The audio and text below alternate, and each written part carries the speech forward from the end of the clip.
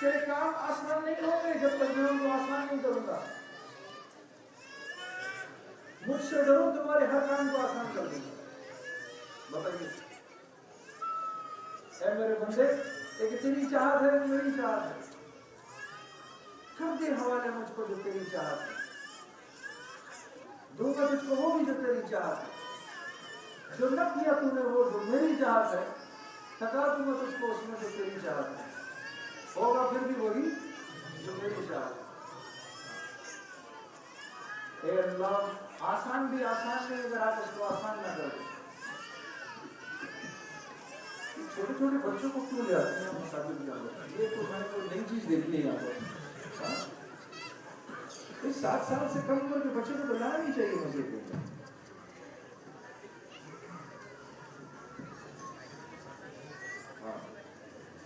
یہ تو سب کا نقصان ہے. 7 سال کی سے کم عمر کے بچے کو تو مسجد میں لانا نہیں چاہیے میرے پیارو. یہ کوئی آپ بچے کو مسجد والا تھوڑی بنا رہے ہیں بھائی، جو خود یہاں مسجد سے سیکھ کے جا رہے ہو گھر جا کے بچے کو سکھاؤ. مسجد میں لانے سے وہ بچہ تھوڑی دیندار ہو جائے گا. چھوٹے سے بچے کو کیا پتا، اب اس کی شور مچانے سے سب کا نقصان ہوگا. میرے دوستوں، یہ تو خدا کا گھر ہے نا. بہت اس بات کا خیال رکھو. اللہ تمہیں جزائے خیر دے.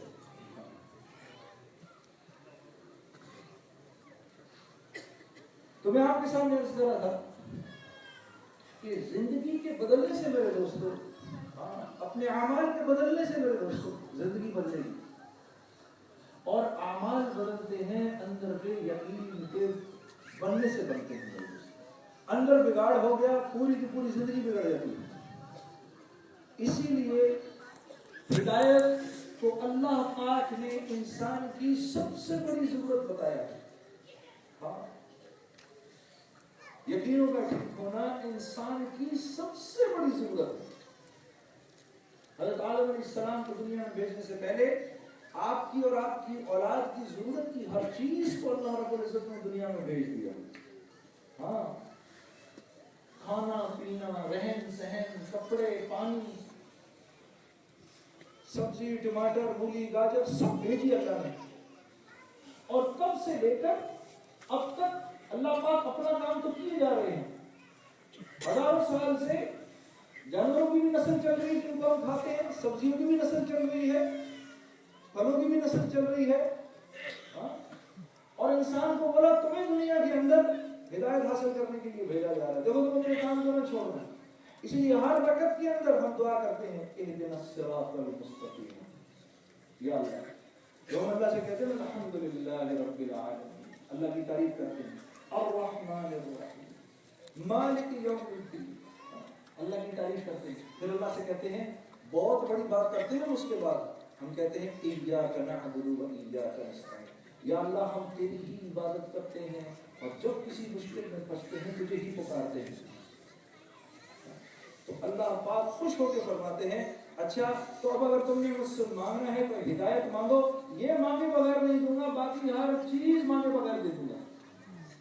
یہ مانگنی پڑے گی، مانگو. اگر نہیں پڑھو گے سورہ فاتحہ تو نماز نہیں ہوگی. یہ مانگنی پڑے گی، ہر رکعت کے اندر مانگو مجھ سے. لیکن وہ ہدایت مانگو، وہ ہدایت مانگو، ان لوگوں کی ہدایت مانگو جن پر میں نے انعام کیا. انعام یافتہ لوگوں کی ہدایت مانگو مجھ سے. یہ نہ کہو کہ جی میں تو 5 وقت کی نماز پڑھتا ہوں، آپ اور کیا چاہتے ہیں مجھ سے. نہیں، اللہ پاک فرما رہے ہیں تم مجھ سے انعام یافتہ لوگوں کی ہدایت مانگو. 4 لوگ ہیں انعام یافتہ. نمبر 1 انبیاء علیہ السلام، نمبر 2 صدیقین، نمبر 3 شہداء، نمبر 4 صالحین. قرآن کہہ رہا ہے. تو انبیاء کیا کام کرتے تھے میرے دوستوں؟ لوگوں کو دین کی دعوت دیتے تھے، اللہ کی طرف بلاتے تھے. صدیقین کیا کام کرتے تھے میرے دوستوں؟ اسی دعوت کے بول کے اوپر صداقت کی مہر لگاتے تھے. سارا جان مال وقت، سارا مال دے دیتے تھے. اے ابو بکر گھر کیا چھوڑا ہے؟ یا رسول اللہ گھر اللہ اور اس کے رسول کو چھوڑ کر آیا. شہداء کیا کرتے تھے؟ اسی دعوت کے بول کے لیے اپنی جانیں دیتے تھے.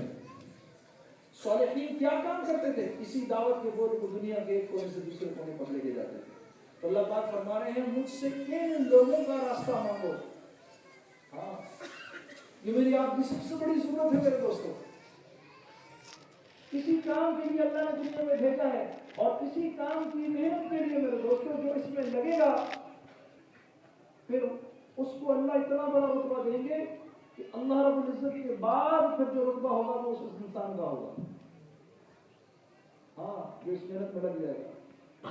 جو اپنے آپ کو انسان بنانے کی محنت میں لگے گا فرشتوں سے اوپر ہو جائے گا. اور جو اپنے آپ کو انسان بنانے کی محنت میں نہیں لگے گا پھر وہ جانوروں سے بدتر ہو جائے گا. پھر اس کے اندر جو صفات آئیں گی وہ سانپ کی صفات آئیں گی. اس کے اندر جو صفات آئیں گی وہ بھیڑیے کی صفات آئیں گی. دیکھنے میں انسان لگتا ہوگا, لوگ قریب جائیں گے تو کھاڑ کھائے گا. ہاں سانپ سے زیادہ خطرناک ہو جائے گا کیونکہ سانپ تو دیکھنے میں پھر سانپ لگتا ہے. تو میرے عزیز دوستو, ہم اس دنیا میں اپنے آپ کو بنانے آئے ہیں. یہ سب سے مشکل فیصلہ ہے. آپ یقین کریے سب سے مشکل فیصلہ ہے کہ انسان اپنے آپ کو کمزور سمجھ کے اپنے آپ کو ٹھیک ہونے کے لیے پیش کرے اور اپنے آپ اپنی ذات کو ٹھیک کرنے, اپنے یقین کو ٹھیک کرنے کے لیے اللہ کے راستے میں نکلے. یہ اس بات کا فیصلہ کرنا سب سے مشکل کام ہے. جس نے اس بات کا فیصلہ کر لیا میرے دوستو, پھر آگے اللہ پاک اس کی پوری زندگی بنا دیں گے اور پھر اللہ پاک اس کو آنے والے لوگوں کی ہدایت کے لیے خود چنیں گے. دیکھو ہم کسی کو 2 رکعت نماز بھی نہیں پڑھا سکتے, یہ انسان کے بس کی بات نہیں ہے. ہمارے نبی سے اللہ پاک فرما رہے ہیں میں نے آپ کو ان کا وکیل نہیں بنایا, بندے یہ میرے ہیں, آپ نے ان تک صرف میری بات پہنچانی ہے. ہاں آپ نے ان تک بات پہنچانی ہے, ان کے دلوں کو بدلنا یہ ہمارا کام ہے. تو یہ میرا آپ کا کام ہے اپنی ذات کو ٹھیک کرنے کی نیت کر کے اللہ کے راستے میں نکلنا. پھر اللہ جب آپ کی اس محنت سے خوش ہوں گے تو پھر آپ کو اوروں کی ہدایت کا ذریعہ بنا دیں گے. ہاں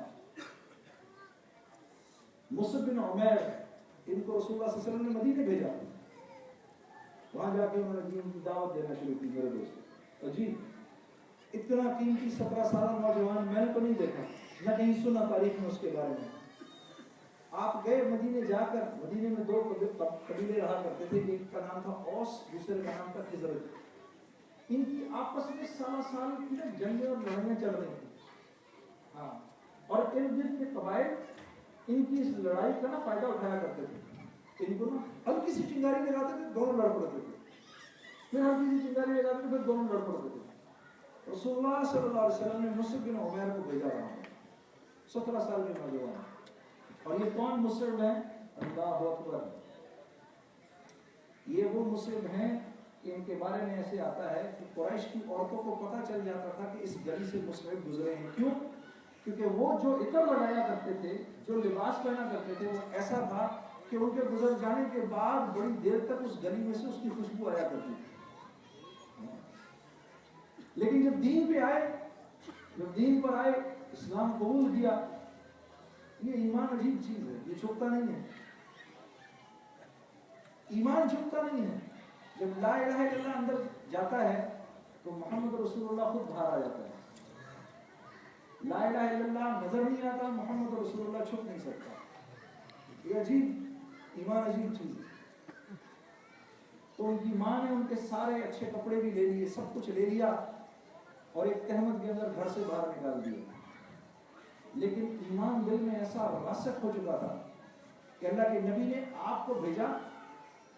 اسی لیے کہتے ہیں نا, اسی لیے نوجوان اگر شروع میں بن گیا تو اس کے ہاتھوں بے شمار بن جائیں گے, اور نوجوان اگر شروع میں بگڑ گیا تو اس کے ہاتھوں پھر بہت سے بگڑیں گے. تو وہ گئے اور جو دین کی دعوت دینا شروع کی تو آہستہ آہستہ آہستہ آہستہ اوس اور خزرج کے جو بڑے بڑے سردار تھے یہ آہستہ آہستہ مسلمان ہونا شروع ہو گئے. یہ جو مسلمان ہونا شروع ہوئے تو اللہ نے اپنے فضل سے ان کی عداوت کو ختم کر دیا, اور آنے والے وقتوں میں یہی حضرات انصار کہلائے. کیا کہلائے؟ انصار. اور ایسی ایسی قربانیاں دی ان لوگوں نے, ایسی ایسی قربانیاں دی میرے دوستو کہ اللہ کے نبی کا ایک جگہ